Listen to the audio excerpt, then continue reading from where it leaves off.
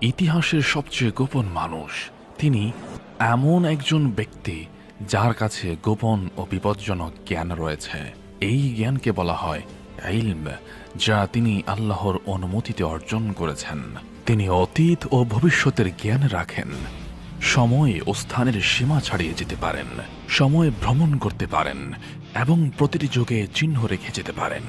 তাঁর দায়িত্বগুলো সাধারণ নয়, বরং অদ্ভুত।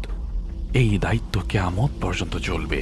তাকে কুরআনে উল্লেখ করা হয়েছে, আল্লাহর অনুমতিতে তিনি বিশ্বের বিভিন্ন স্থানে হাজির হন এবং মানুষকে সাহায্য করেন।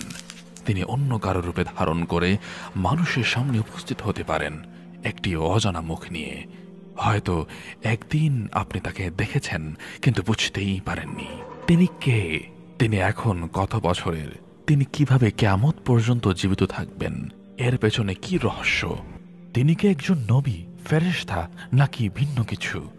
এইসব প্রশ্নের উত্তর খোঁজার জন্য প্রস্তুত হন। প্রিয় শ্রোতা বন্ধুরা, আসসালামু আলাইকুম ওয়া রাহমাতুল্লাহি ওয়া বারাকাতুহু। আজকের এই বিশেষ পর্বে আপনাদের সবাইকে জানাচ্ছি আন্তরিক মোবারকবাদ ও অভিনন্দন। আসুন রহস্যময় জীবনকে আবিষ্কার করি আল খিদিরের।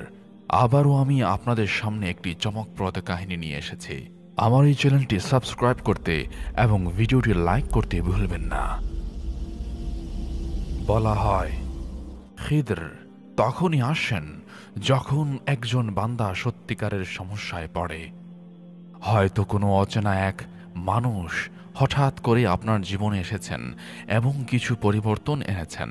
হয়তো আপনি খেয়াল করেছেন, হয়তো করেননি। তিনি কথা বলেছেন বা চুপচাপ চলে গেছেন। তার অস্তিত্ব শুধুমাত্র লোককাহিনী বা কিংবদন্তিতে সীমাবদ্ধ নয়। তিনি একজন বাস্তব ব্যক্তি যার কথা কুরআন এবং অন্যান্য ধর্মগ্রন্থেও বলা হয়েছে। তার ছিল এক বিশেষ দান এবং গভীর জ্ঞান।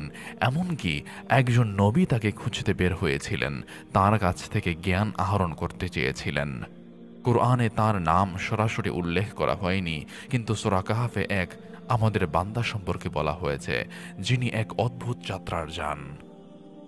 বেশিরভাগ ইসলামী বিদ্বান একমত যে এই বান্দা হচ্ছেন খিজির আলাইহিস সালাম।